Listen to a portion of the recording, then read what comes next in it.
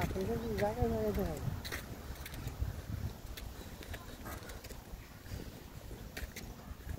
এটা কি আপেল গাছ না ভাই? আপেল গাছ। গাড়ি গুড়ি আসছে নি আশেপাশে?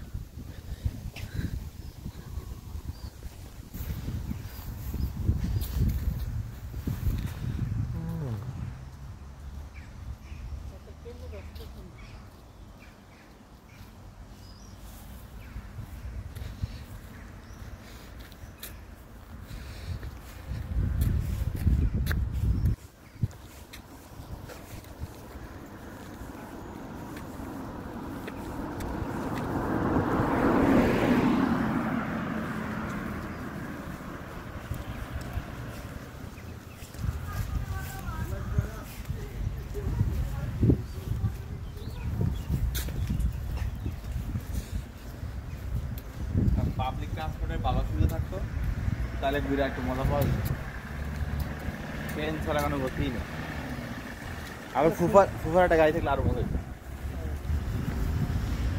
চাবিটা দিয়ে দিল একটু। একটু গাড়ি একদম সস্তা হয়ে নিতে পারতো। ভাই যাবো কোন দিকে?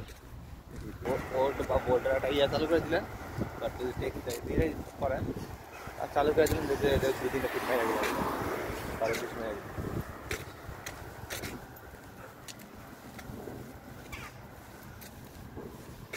আর গাড়ি হলে আপনি শহর থেকে একটু সাইডে থাকতে পারবেন, আর শহর থেকে একটু সাইডে থাকলে খরচও কম।